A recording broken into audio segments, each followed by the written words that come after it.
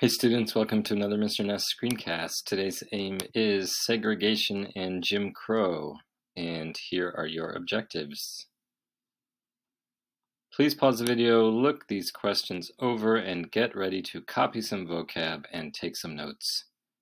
Make sure that you have your vocab sheet in front of you before you continue.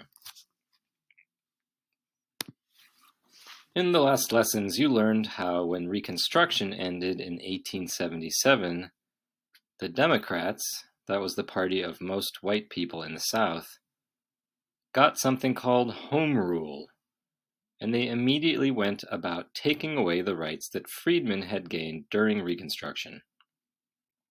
And one of the ways they did that was through the system of sharecropping. Sharecropping replaced slavery, but in some ways it wasn't really that different from slavery. So you might say that sharecropping was a way of limiting the rights guaranteed by the 13th Amendment. That was the amendment that ended slavery. Today, we're going to look at another way that white Southerners limited the constitutional rights of freedmen. And that was through a system that violated the 14th Amendment, and it was called segregation and Jim Crow. Segregation is the legal separation of different races. That means that in the South, after 1877, black people and white people were, by law, forced to live their lives in different ways. This picture is a famous example of segregation, in which blacks were required to use different water fountains from whites. But, although this picture has become a symbol of segregation, segregation was about much more than water fountains, and the separate water fountains weren't the real problem. Blacks went to separate schools than whites, and their schools always received less funding. Blacks had to live in different neighborhoods than whites, and their neighborhoods were usually in polluted or otherwise less desirable areas.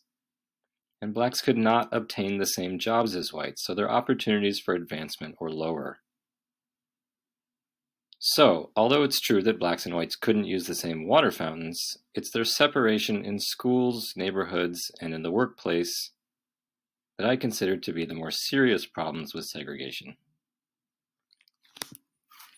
Southerners enforced segregation through a system of laws that collectively we called Jim Crow laws.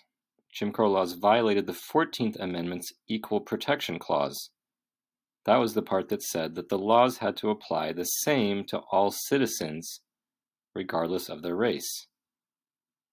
And the Jim Crow laws violated the equal protection laws because the Jim Crow laws made clear distinctions between black and white people.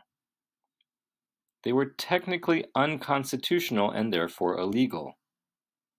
But once Reconstruction ended and the federal troops left the South in 1877, there was nobody left to enforce the 14th Amendment, and the white Southerners ignored it.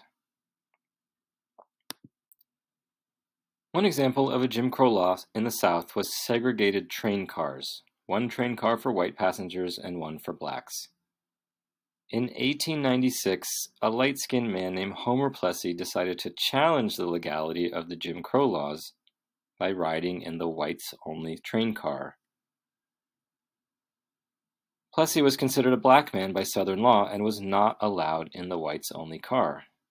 He was arrested, but he argued in court that segregation, including the whites-only train cars, were unconstitutional because they violated the Equal Protection Clause of the 14th Amendment.